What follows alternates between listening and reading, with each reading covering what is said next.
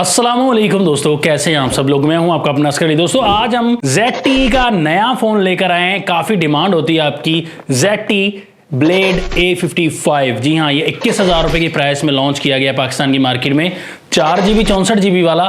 तो ZTE जो है वो सैमसंग के लेवल की प्राइसेस लगाती थी, खुद को पता नहीं क्या समझने लग गए थे ये। लेकिन अब ZTE थोड़ा सा कंट्रोल में आया है दोस्तों। तो हम इस फोन का क्लियरली फुल रिव्यू करेंगे और हम अपने ओपिनियंस भी देंगे। तो ये ब्लेड A55 क्या वाकई 21,000 की प्राइस में वैल्यू फॉर मनी है या नहीं। तो चैनल सब्सक्राइब कर लीजिएगा हमारा, ताकि आपको जैसे हमारी वीडियो अपलोड होगी तो नोटिफिकेशन मिल जाएगा ठक करके, ताकि unboxing, comparison, reviews, PUBG test और टेक न्यूज वगैरह टाइम पर मिल जाएंगी आपको। और यहाँ पर सबसे पहले डिजाइन देख सकते हैं, तो डिजाइन आपको काफी अच्छा देखने को मिल जाता है दोस्तों।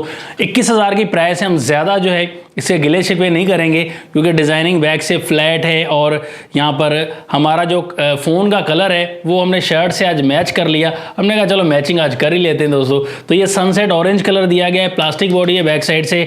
और ये कैमरा मॉड्यूल्स वगैरह काफ़ी अच्छे खासे हैं, चौरस कैमरा मॉड्यूल हैं, स्क्वायर जिसे कहते हैं। और ये ठीक ठाक देखने को लगता है 20,000 की 21,000 की प्राइस में अच्छा खासा लग रहा है दोस्तों।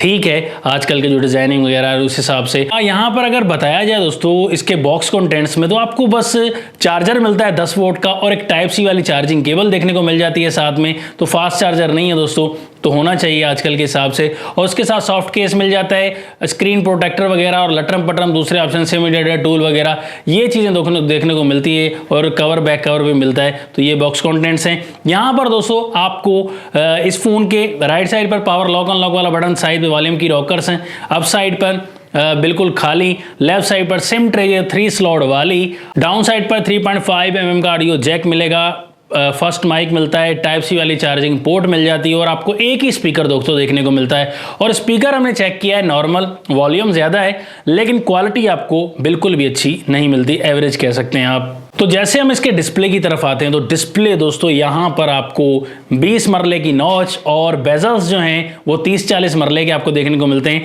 तो यहाँ पर पुराने जो फ़ोन आते थे उनका डिस्प्ले उठाकर लगा दिया गया है। तो नया डिज़ाइन चेंज करने की कोशिश नहीं की, पंच होल वगैरह या बेजल्स कम। तो ये बिल्कुल ही जान छुड़ाने वाला काम किया है।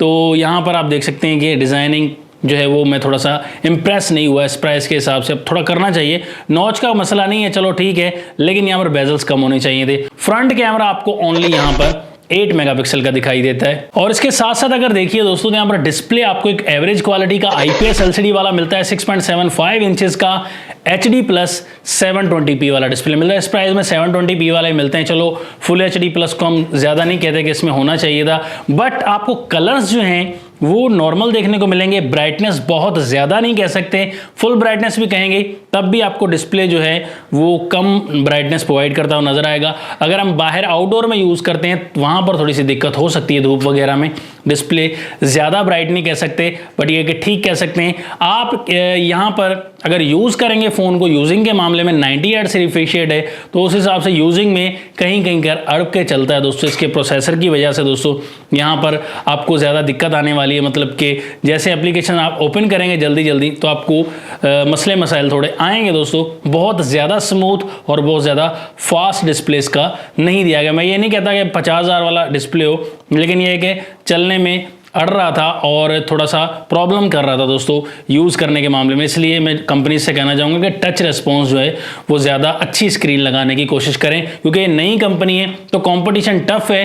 तो अच्छी चीज़ लाएंगे तो दूसरी कंपनी के साथ टक्कर हो पाएगी इस फ़ोन की। तो बैक पर अगर बात करें तो बैक पर 13 मेगापिक्सल का AI कैमरा इस फ़ोन में दिया गया है दोस्तों। तो आपको कैमरा रिजल्ट वगैरह जो है वो आगे चल के हम बता देंगे। 5000 mAh की बैटरी इस फ़ोन में लगाई गई है और इसके साथ साथ आपको 10 वोल्ट की चार्जिंग का सपोर्ट है, जिसे चार्ज करने में तकरीबन 2.5 से 3 घंटे आराम से लग जाएंगे। और अगर इस फोन के सॉफ्टवेयर की बात करें तो सॉफ्टवेयर आपको Android 14 के साथ मिलता है और साथ में इसका अपना MyOS 14 वर्जन देखने को मिल जाता है। यहाँ पर एप्लीकेशंस तो ज़्यादा हैं, अनइंस्टॉल भी कर सकते हैं, लेकिन अगर चाहते हैं कि बहुत अच्छा एक्सपीरियंस है सॉफ्टवेयर का, वैसा नहीं है।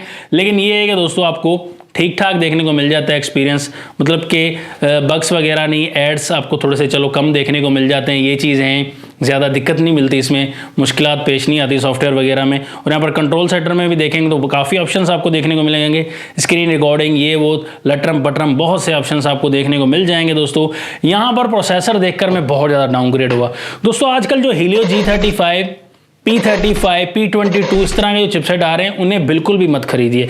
यहाँ पर भी दिया गया है एक 28 नैनोमीटर वाला चिपसेट जो कि यूनिसोक का है 9863A वाला, जो कि 28 नैनोमीटर पर बेस्ड है, बहुत ज़्यादा गर्म होने वाला है, इसी की वजह से फ़ोन स्लो है। अगर यहाँ पर कोई अच्छा चिपसेट होता, चलो यूनिसोक T606 वाला भी होता या 16 होता तो वो ज़्यादा बेहतर था दोस्तों, फिर भी डे टू डे यूज के लिए ठीक रहता। लेकिन यहाँ पर प्रॉब्लम जो है यूज़ करने में इसी वजह से आ रही थी दोस्तों कि आम आप नॉर्मल रूटीन में भी यूज़ करेंगे, पबजी तो दूर की बात रही, सबवे सर्फर वगैरह या दूसरी गेमिंग भी प्ले करेंगे इस पर, तो उसमें भी आपको मसले मसाइल काफ़ी देखने को मिल सकते हैं दोस्तों। अब भाई यहाँ पर फिंगरप्रिंट देखते हैं, साइड माउंटेड दिया गया है, तो साइड माउंटेड के हिसाब से काफ़ी स्लो है, काफ़ी स्लो वर्क कर रहा है। फेस आईडी वो भी बहुत स्लो वर्क करती है, काफ़ी ज़्यादा स्लो दोस्तों। मैं इसलिए कह रहा हूँ ताकि जो लोग इस प्राइस में बाय करना चाहते हैं उनके पैसे ज़ाया ना, और मैं बिल्कुल clear opinion, pros and cons दोनों ही बताता जा रहा हूँ। साथ में कैमराज की तरफ आते हैं तो कैमराज में ज़्यादा तकलीफ नहीं की गई,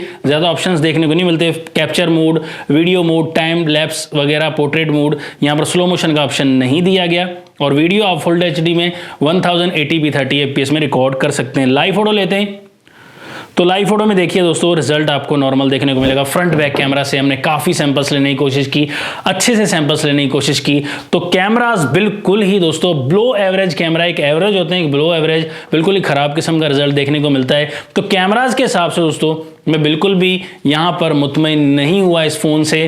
कम से कम ऐसे कैमरा होने चाहिए थे कि सही से दिखाई देता, मतलब यहाँ पर ऐसा कुछ भी नहीं है दोस्तों।